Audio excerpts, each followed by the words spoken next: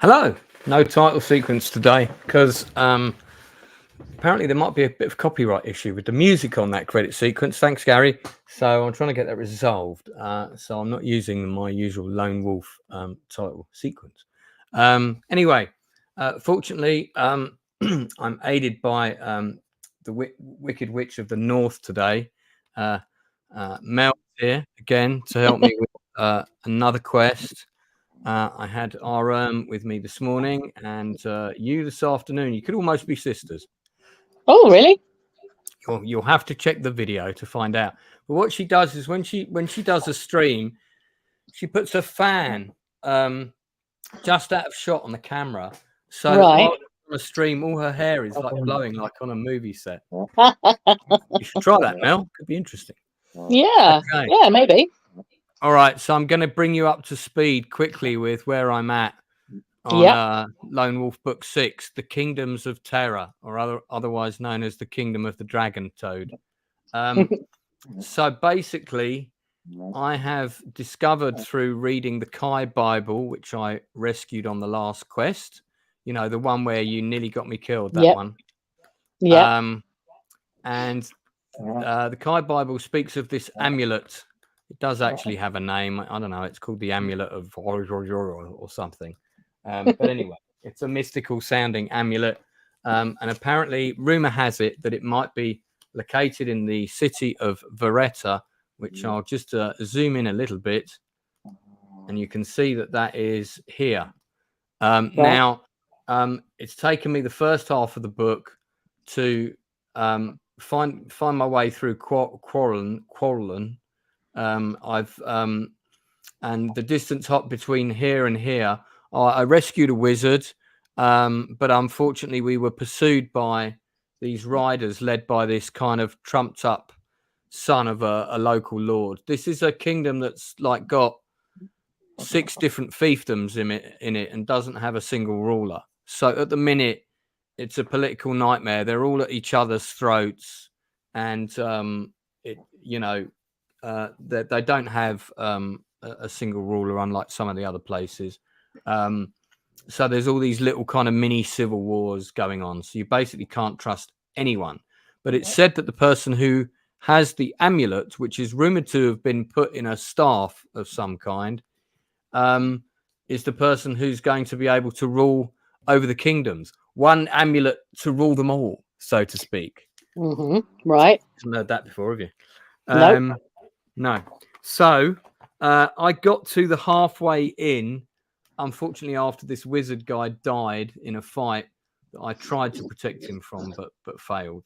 And that's where I'm at. So I'm halfway to Veretta, but he has given me a name of an individual who is the person that I need to seek to find out where the amulet is. I need to go to Brass Street and I need to speak to Gwithian the Sage.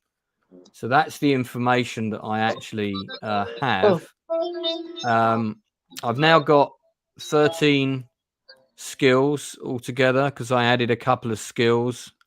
On this, you get to choose some more like second level skills. So I now have the skills of divination, pathmanship, and psi surge. Psi surge is like a mental attack that you can do to add to your combat, but it drains you of 1 endurance point each time you use it, but it adds 4 to your combat ratio. I also won an archery contest, so I got the silver bow of Judun, which gives me a +3 combat if I'm using a bow, Right. as opposed to my sword. So +4 if there's a dog snoring in the background. Oh, there's always a dog snoring in the background. We're good. Yeah, excellent. All right, good. +1 for dog snoring at all times. Okay, so we have to. Oh, David Macy's popped up. Good to see you, mate. You missed this afternoon. Are we winning? Yeah, I haven't died yet on book 6, but Mel is here now, so it is possible that might happen. The angel of death is in the house. Good to see you, David. If you could do the usual sharing and all that sort of thing. I need a bit more light here. Bear with me a second.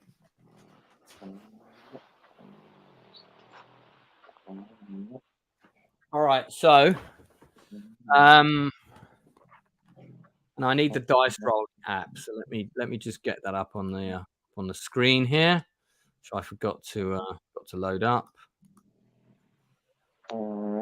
So we've got everything we need. Can you hear that dog? Oh yeah, she's here. Of course. They're both here actually. I don't know. There's one. Oh, let's have a look. Get some pooch action. Hold on. Let me do that so we can get. Oh, let me put you. Oh, hang on. Let me put you full screen. There we go. So there's one. Where is she? There she is. There's Esme the dragon dog. Yeah. And there's Rupert. Okay, so there's major snoring action going on. Fantastic. We have everything we need, complete with naked ladies on the wall behind you. Yes. Excellent. Okay, so thanks, David. Appreciate you sharing it on Facebook. Now we're up to 5 people already. That's good, isn't it? Okay, guys. So we're halfway through book 6. Here it is. Very nice. This is the original with one of Mel's dogs on the front there. You can see. And then we are we're sort of halfway through the quest. We're trying to find an amulet. Actually, I'm going to get the name of this amulet because I don't want to just keep calling it the amulet. We are trying to find. It is called. Let's have a look. The Law Stone of Veretta. That's what we're trying to find. Sorry, it's not an amulet. It's called the Law Stone of Veretta. So we're trying to find the Law Stone. Okay. Mm-hmm. All right. So this is where we are. It's almost dark when you catch sight of a tavern on a road ahead. 2 guttering torches set out in rusty brackets illuminate the weather-worn sign that is nailed above the door, the halfway inn. So in other words, we're halfway from Quarland to Veretta. So we're probably just over that bridge or near that bridge on the river, if you can see that. Yeah. Which is kind of located over here. Ooh, hey, what's going on? Yeah, so it's located around here. Okay. You recognize the name of the establishment that Cyrillus spoke of this morning. Cyrillus is the old guy who died. Mm-hmm. It grieves you that he is not here now to accompany you, although you do not miss his distinct odor. Distant thunder rumbles through the hills as you stable your horse and enter the welcoming warmth of the inn's tap room. The place is alive with chatter of merchants. Okay, time for you to do your sound effects, Mel. The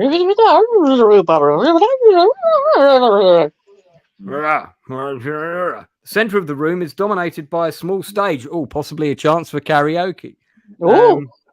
In which a conjurer is performing his tricks to the delight of the customers. If you choose to watch the conjurer, turn to 199. If you decide to seek out the innkeeper, inquire for a room for the night. If you decide to do karaoke, slit your wrist now. Okay, so do we want to watch the conjurer? I kind of feel like about a room. I kind of feel like we need to speak to the landlord first. Let's speak to the landlord. 253, just in case there's no hobbit-sized rooms available. Okay. Oh, there's some dialogue here, Mel. Oh. Looks like you made it here just in time, he says cheerfully, pointing at the rain-streaked window pane. We're in for a rough night, no mistaking. You discover that the room for the night costs 2 gold crowns and 1 gold crown for your horse's keep. By the way, I've been spending a lot of money on this trip, so I need to find money. And then a meal of black bread and hard-boiled eggs will cost you another gold crown unless you choose to eat a meal from your backpack. You must now eat a meal or lose 3 endurance points. Well, good news. I have currently 4 meals, so I think we'll dispense with the hard black bread and whatever. Yeah. I have got 22 gold crowns on me and 22 at home. So I'm down to 19 paying for the room for the night. Mm-hmm. I started off with like 30 something, and I bought a round of drinks in this pub earlier. Cost me eight gold crowns. Don't forget your horse's stable. That's another crown, isn't it? Yeah, so I've deducted 3, so I'm down to 19. Mm-hmm. If you choose to pay for the innkeeper, yeah, do that now. And then otherwise you have to sleep in the stable. As we know, sleeping in the stable, not a good idea. You normally get murdered. Okay, you collect your key and climb the stairs to the room at the top of the inn. You sleep deeply, and at dawn you arise from the narrow bed, stand shivering in the fresh breeze that whistles through a cracked window pane. As the harsh light of the morning floods the tiny garret, whatever that means, you see to your dismay that your backpack lies half open on the floor. A gaping hole has been gnawed from the flap. It is the unmistakable handiwork of rats.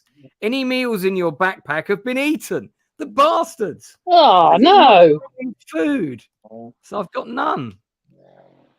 0 meals. I do have the skill of hunting, but erase them from your action chart before leaving. Well, I think I should complain to the innkeeper. That's outrageous. 272. Okay. Right. Don't you get endurance points for not being in a combat situation as well? Yeah, I'm already fully healed. All right. Yeah, so yeah. Okay, well, I guess there's nothing I can do about that because there's no like option to complain. The air is sweet with the smell of wet grass. The sun rises above the trees to the east. The mist billows across the hills. All very Lord of the Rings. By noon, you reach a small village. Okay, so I guess we just set off then. Decorated cottages surround a cobblestone square. A shrine with an enormous onion-shaped dome stands in the middle of the square. In its shadow sit a group of elderly people. They are tending to some shrubs with bright orange berries which grow in the shade. If you possess the Magna Kai discipline of curing, turn to 250. If you do not possess this skill, you can stop and investigate, or you can continue on your way to Veretta without stopping in this village. I'd quite like to investigate because I don't have any food and I'm low on money. So, And you don't have that skill? No, I haven't got curing. I picked 3 new skills, and they were divination, pathmanship, and psi surge. I've got hunting, which is the lesser version of curing. I suspect that if I have it, it would tell me whether the berries are harmful or not. So go and talk to them. I think so. Yeah. Why not? I think it's always good to investigate things. 342. The women smile as you dismount and approach the shrine. They clearly have not seen a man this attractive in some time. Definitely says that in the book. Definitely. Welcome to the shrine. Welcome to the shrine of the warrior. You come in search of our sacred crop, do you not? Says a rosy-cheeked matron as she dusts the leafy shrubs lightly with a square pattern of silk. That's definitely you, Mel. Okay, so there's the next one says a line. Which you can say in character. She says, "The fruit of our aletha plant will give you strength in battle." The fruit of our aletha plant will give you strength in battle. She sounds a bit too enthusiastic for me. I'm not sure I should trust her. She offers me a handful of small orange berries. If I wish to purchase these berries, turn to 123, or I can decline her offer and remount the horse and leave the village. Oh, I didn't want to spend any money. How much are the berries? Let's have a look, because I'm not going to purchase them without knowing the cost. A handful of berries costs 2 gold crowns, and they will increase your combat skill by 2 for the first round of combat, then by 1 for the rest of the duration. You may purchase 3 handfuls of berries if you wish. I've already got the summer sword and all the rest of it. I guess I could have 1, so I'll get 1.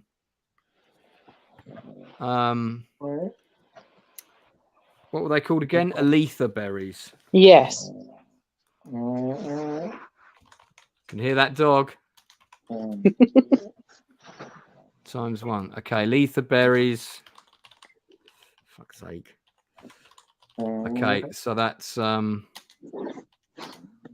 +2 in combat for 2 rounds.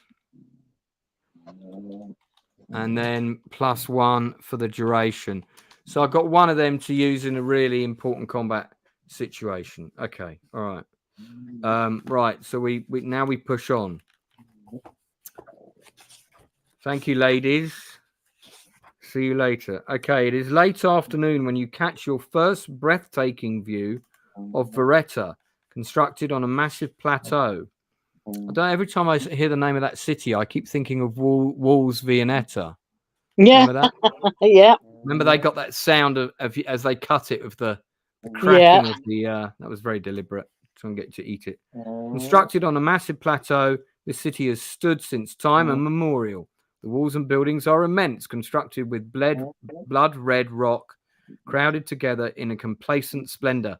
Great stone dragons writhe along the battlements, their coiled tails entangling the gatehouses and portals of the outer wall. And the spirals of sea blue smoke rise from the mouths of angry-faced gargoyles, crouching like spies on the tops of roofs and towers. The sun has set by the time you reach the east gate.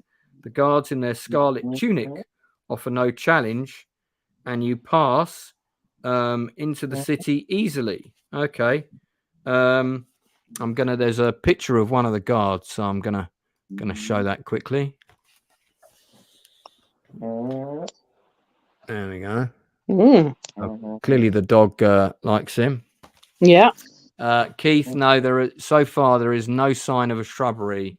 So, and I'm not going to say, so Lance should be happy. Okay, thanks, Keith. Good to have you, Keith, by the way. Really appreciate you being on the screen. And, of course, you, David, and Desert Phoenix. Always great to see my regulars here. All right, okay, guys, we've got 4 options here. Now, remember, we are looking for a street called Brass Street, and we're looking for Gwythian the Sage. Okay. The entrance gate leads to a quadrangle. Here you notice a pillar of red stone that is etched with the names of streets that lead away from the square. Here are the choices. If you choose to go north into Helen Way, turn to 79. If you decide to go west into Coach Course, 135. If you want to go south into Flute Street, that must be where the Oompa Loompas live. Turn to 147. If you prefer to go east, back along the street you've just ridden, turn to 238. Okay. 4 options there. Helen Way, Coach Course, Flute Street, or back east. Back east seems a bit redundant.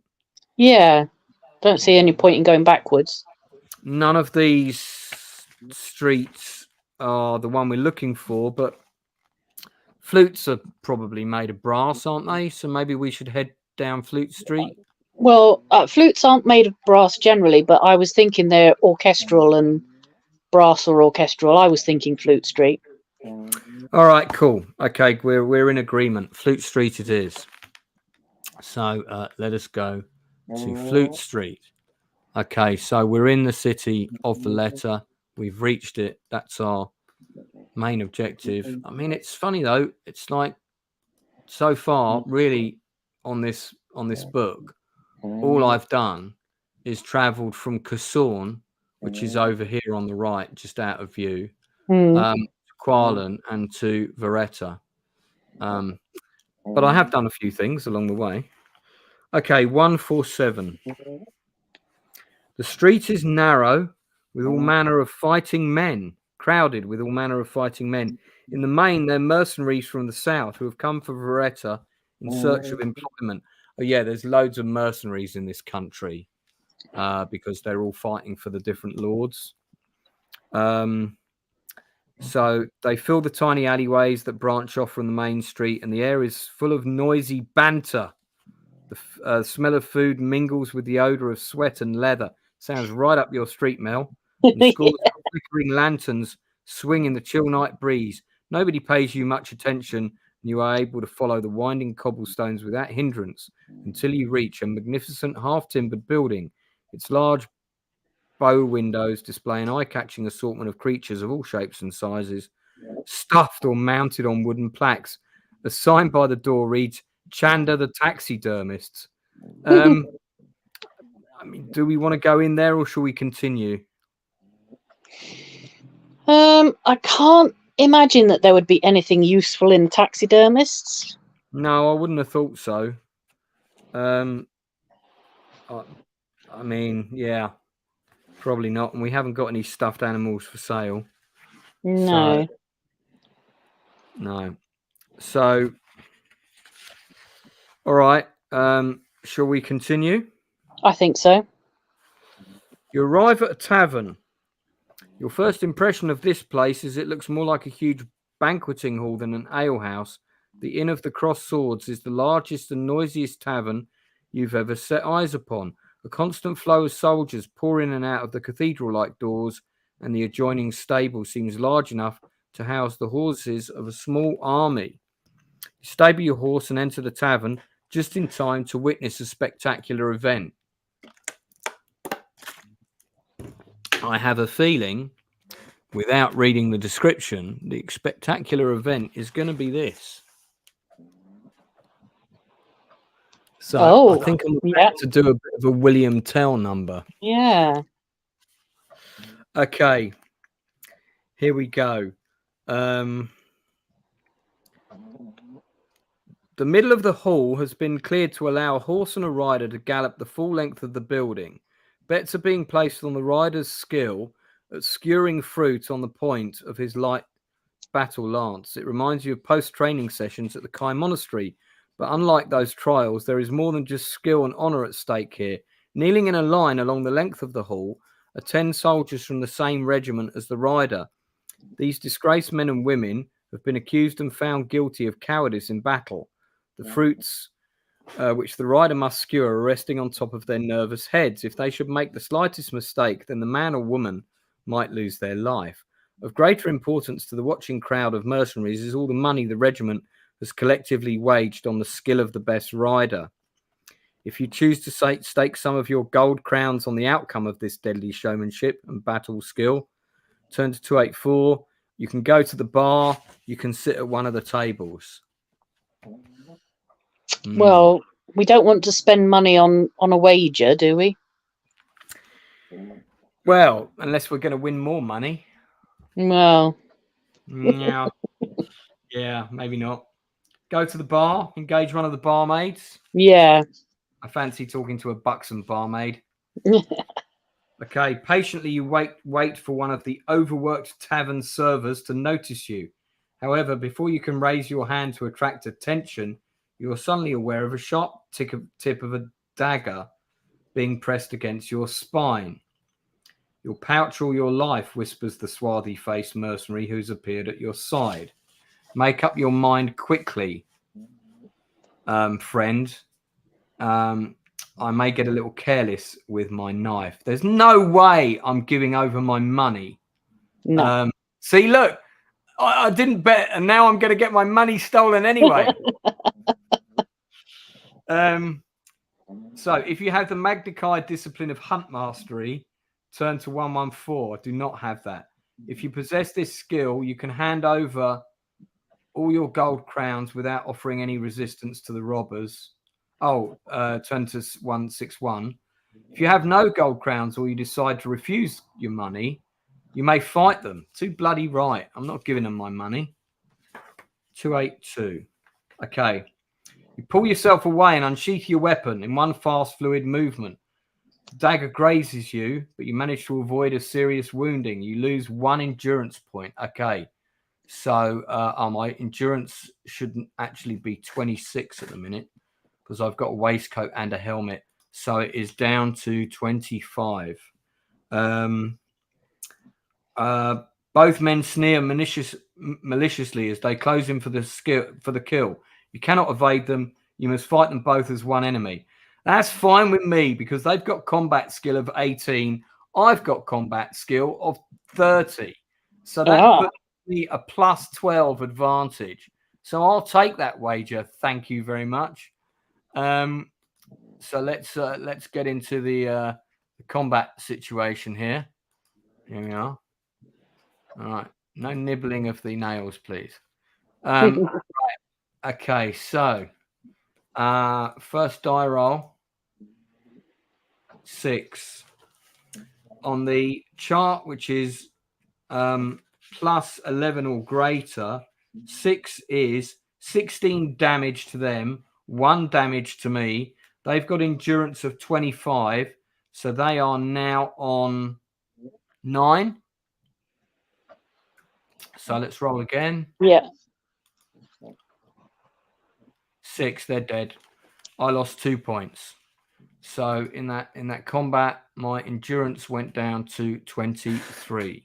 Now I can heal again for each section I pass when I'm not in combat, but that's not right now. 88. Mm-hmm. If you win the combat, go to 88. You speedily dispatch of the robbers earns you 5 gold crowns, which you find in the pockets of the dead men. Oh, Yay. My gold crowns goes back up to 24. It also earns you the respectful glances of several mercenary captains who have witnessed your fight. One in particular is so impressed by your martial prowess that he approaches you and offers to buy you a drink. You sense that it is an honest gesture of friendship without hidden threat, and gratefully accept his offer. I hope that's true. Turn to the next thing. You were wrong. You've been poisoned and you are dead. The captain is an imposing, tall man, muscular, with strong jawed face that is unmarked by battle or disease. His blonde hair is cropped close to his head, and likewise his beard and moustache trimmed close to his tanned skin, sounding very Chris Hemsworth. Chris Hemsworth. It is the description of Chris Hemsworth, who probably was not alive when this was written. So, well, no. Amazing foresight there. You are invited to join his company, and as you drink your ale, you listen to the proud talk of war, victories, loot, and wages. Never once do you hear them talk of defeat. The captain and his company have grown tired of war in the north.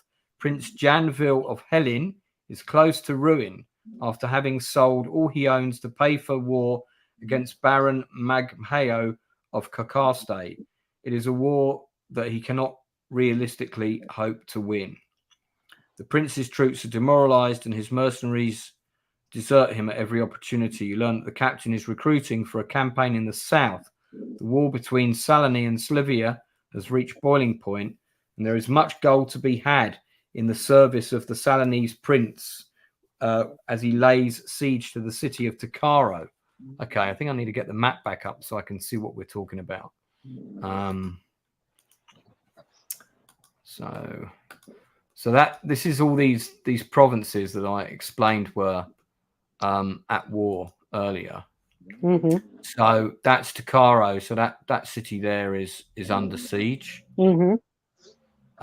This is Slovia. So these are these different provinces. You see, Eldanora, Delden, Magador, Liris, and so these are the kind of the Stormlands they're called, and they're all kind of lots of infighting taking place. If you have a map of Vareta or have hang on, so he says, what business is there for a warrior other than wait a minute, hang on, I jumped ahead. You have the mind of a skillful warrior, says the captain thoughtfully. Why not join my company? I have need of good fighters, and I pay with gold, not promises. Will you ride with us? You politely refuse. I'm afraid not. The captain's offer, saying that you have come to Vareta on personal business. What business is there for a warrior other than war? He retorts. Finish your ale and bid the captain and his company good night. If you should change your mind and join us at Soren. We sail the river from there in 2 days' time. Okay, well, Soren is the village just here. Yeah. If you have a map of Vareta or have recently viewed one, turn to 1.7. No. If you do not possess this backpack item, turn to 104. Okay, well, we're on 104 then. So I definitely do not possess that item. Your thoughts return to your quest and to Sirius's dying words. The man he was taking you to meet in Brass Street. But in a city the size of Valletta, it could take you more than a day to find the right street. You decide to try and find out where the street is located from someone in the tavern. You look around the massive hall. Okay, so the people that we could ask are the tavern innkeeper, a distinguished-looking man who stands at the bar. He sounds suspicious automatically. Yeah. Or a merchant who sits alone at a nearby table. What do you reckon? I'm Merchant, intrigued. distinguished-looking man, or the innkeeper? I'm intrigued by the merchant, but the innkeeper seems the better option. Yeah, I think we should reserve the right to talk to all of them because there's no reason why we can't. So let's talk to the innkeeper first. 312. Find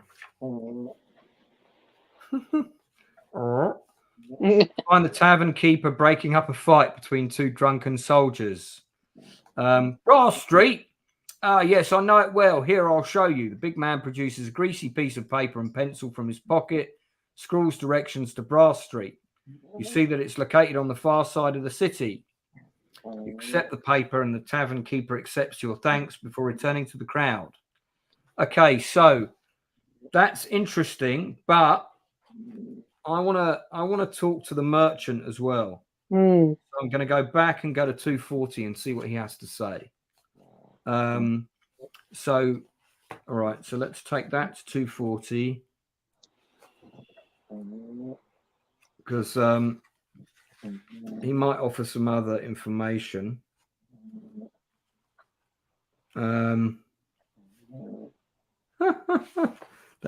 think that's going to go so well. And then 17 down here.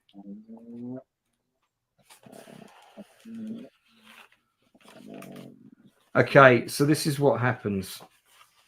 As you walk towards his table, 3 muscular bodyguards suddenly appear as if nowhere to block your path. The merchant looks up from beneath the rim of his floppy velvet hat and says in a thin voice, "What business do you have with me, stranger?" If you wish to ask the merchant the way to Brass Street, go to 47. If you choose to say that you wish to do some business with him, turn to 189. Well, you know what? We know where Brass Street is, so maybe I can sell him something. Yeah. Yeah. Give that a go. Yeah, absolutely. Then you can also apologize and just go on your way. What do you reckon? Yep. Let's do that. Well, apologize. No. To speak to tell him. Yeah, say we're going to do some business with him. The thin-faced merchant bids you to sit with him at his table. You tell him that you require some information and you may be willing to pay for it if the price is right. Hang on. He asks the nature of the information you require, but when you ask him for directions to Brass Street, his mood suddenly changes. This is all seeming like a bad decision now.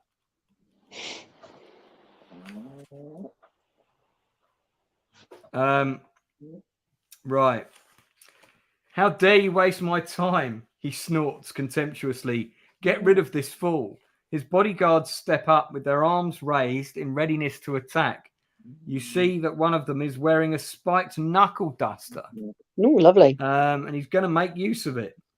Due to the speed of the attack, you can't drink a potion or eat aletha berries before combat. Okay, so this ugly looking see you next Tuesday is coming right at me.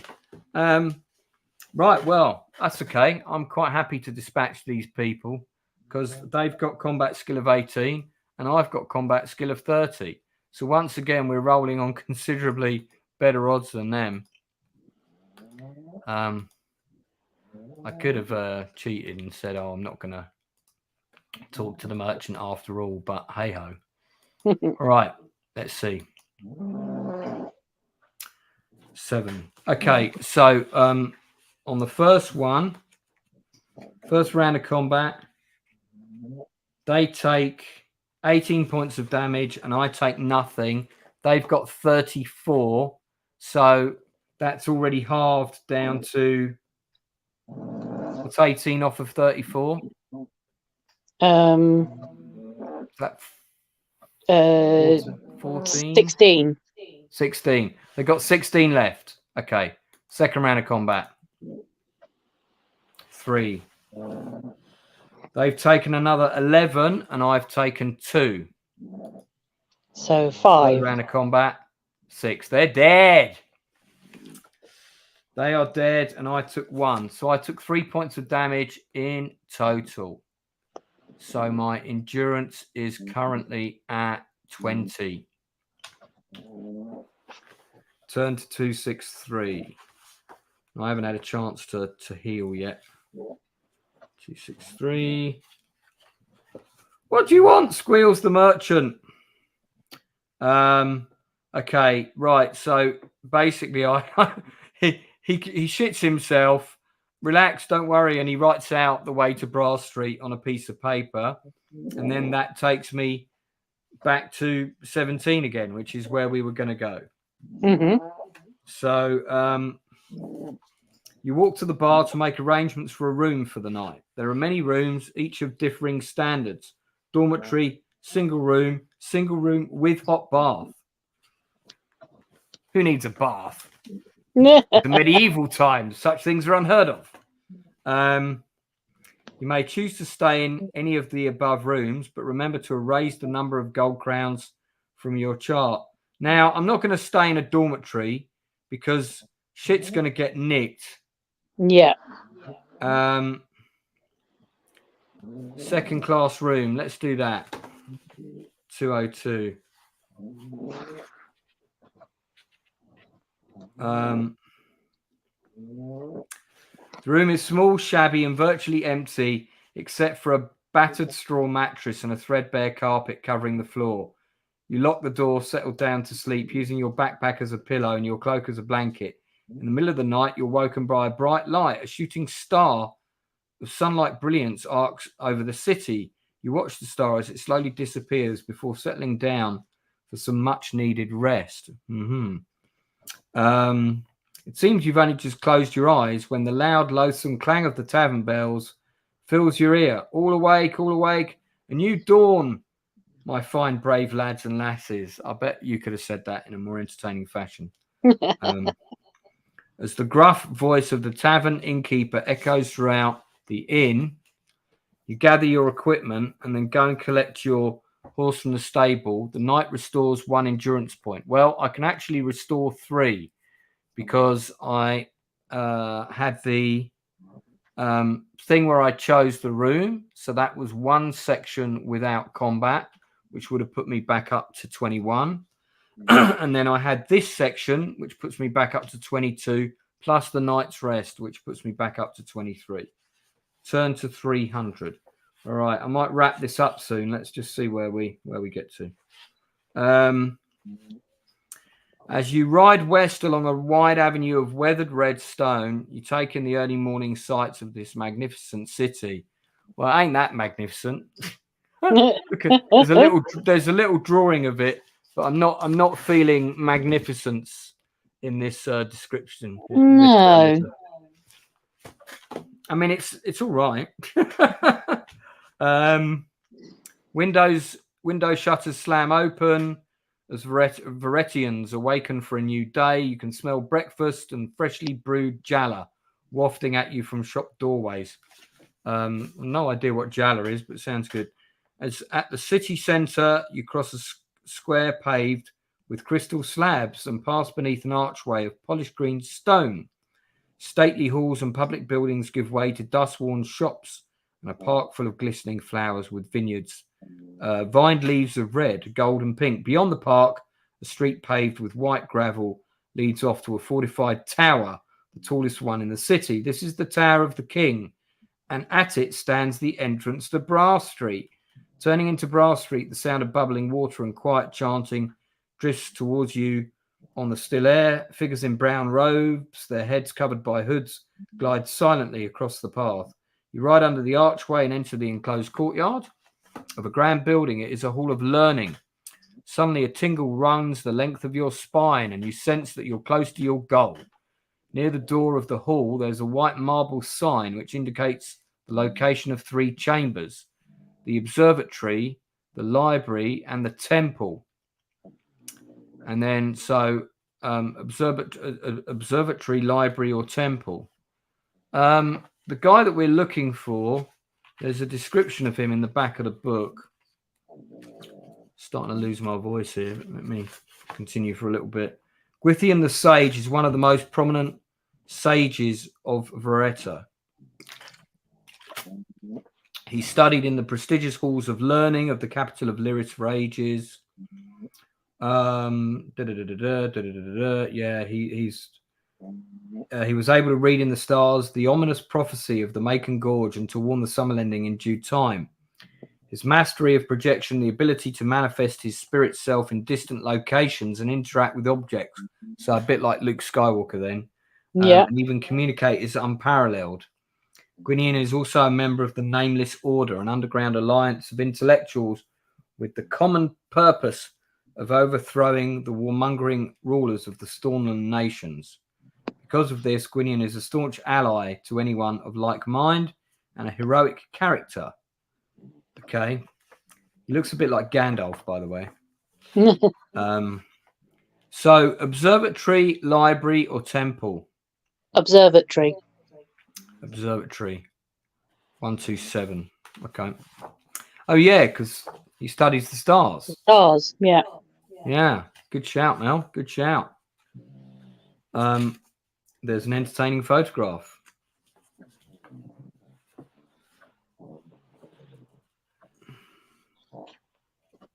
Let me just check that was right.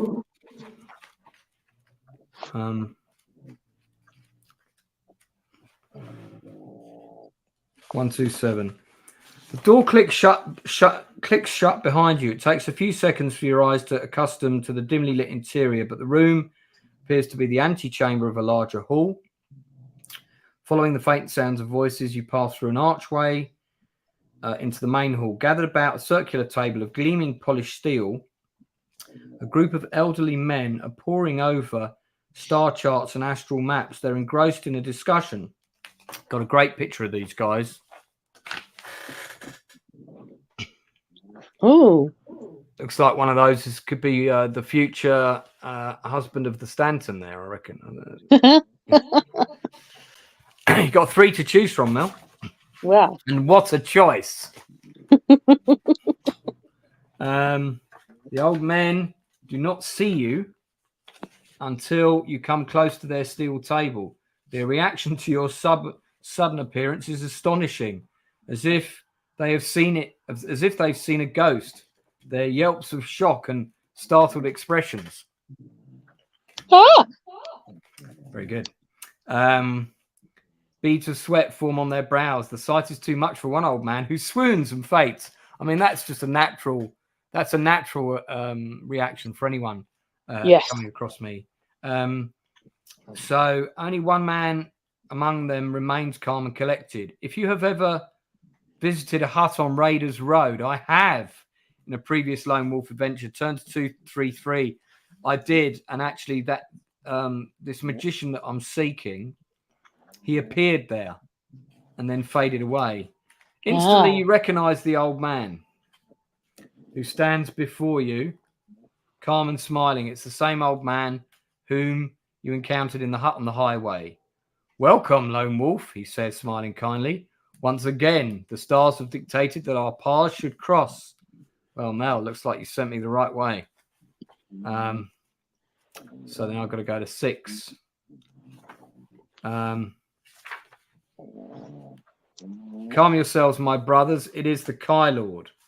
Slowly, the startled old men regain their composure. Their shocked expressions begin to change to ones of awe and reverence. I'm Gwynion, says their leader. We've been expecting your arrival. He points to the charts that cover the table and to a massive telescope. The stars divine the shape of things to come. They are our advisors. We know of your quest for the Lawstone. We know that it is a true quest, and we pledge you our help. But there are many of our brethren who fear its power. They choose to ignore the wisdom of the stars, and they have pledged themselves to a foolish and dangerous vow to keep hidden the location of the Lawstone and to kill all who come seeking it, for fear that they would use it to their own ends. Right. Suddenly his words are cut short by the beating of fists against the observatory door. Your horse has been discovered. Give the intruder to us, screams a chorus of angry voices. Quickly, we must leave at once, says Gwinian, as he ushers you into a smaller room. A hidden catch is pulled and a secret panel creaks open to an unlit passage. As you follow the sage and his companions into the darkness, you hear the observatory door splinter and break open behind you. Okay, well, as my voice is getting a bit raspy, I think I'll leave it there. So I think this picture comes with that bit as well. Yeah. All right, so that's it. That's part 2 of Kingdoms of Terror. I'm going to have a part 3 for the first time on any of the Lone Wolf books. So probably nearly there, but I think doing 2 of these in one day is asking a bit much. So, Mel, thanks for popping on and keeping me company. Yep, no problem. Got anything fantastic happening since I asked you if you had anything fantastic happening since I saw you very recently on this channel? I did my Hex in the City tour yesterday. How did that go? It went really well. Yeah, we had a really large group actually, and it was a really good one. Just goes to show, thanks to it being mentioned on this channel, lots of people turned up. Absolutely. The next one is on the 9th of September, which is another one to be booked through Treadwell's. But you can find details via Treadwell's Bookshop or historicaltours.com. Hex in the City's tours, and it's kind of about sort of it's about those kinds of things that took place in the city, right? Yes, yeah. So it's an interactive walking tour, and it's about the history of witchcraft and witch hunts and witch executions in London. So perfect for your disconcerting Christian. If you know they've had enough of church for the day, take them on this tour of witchcraft and other demonic locations in London, and possibly you'll get to meet the magnificent Mel Stanton yourself. Here she is, as seen from the back in a black cloak. Yes. So yeah, we can't identify her for sure. Yeah. Fantastic stuff. Very good. We have seen I do believe there is a picture of Mel in strumpet mode. Yes. On the site here. One of the there? So yeah, there we go. Fantastic. That's one of the other tours that the company does, and they also do one called Jailbirds, which is about Victorian female criminals. Jailbirds of London. Yeah. Fantastic stuff. Oh yeah, here we are. I see. Are you yet to be a jailbird? Yes, that's a tour that I'm not involved in at the moment. So basically, go and see the other one, people. If you're going to see, if you're only going to go and see one, go and see the one that Mel's in. Yeah, right, and you get to hear me singing at the end as well. Always worth doing. Mel, thanks so much for your time. I'm going to shoot off straight away. I have things to do promptly, but really appreciate you coming on. Just a short one today, folks, to take it a little bit further. Sorry about the constant rearranging of the time with this stream today. My next stream is on Tuesday night. I've got Debbie Evans coming on, stunt woman extraordinaire, 400 credits on IMDb, 9 p.m. UK time. Do join me for that, guys. It's going to be really good. And I think there'll be another Lone Wolf stream in the week. Loads of them are up and advertised already, but those dates and times are not locked in stone. So just keep an eye on the channel. They may change. And of course, I've got to add a part 3 for this book. In the meantime, I'll see you all again real soon. Mel, thanks so much for joining me, and take care. And I'll be in touch. I'll try and get one of those. All right. And my best to the dogs. Yeah. Thank you. Bye.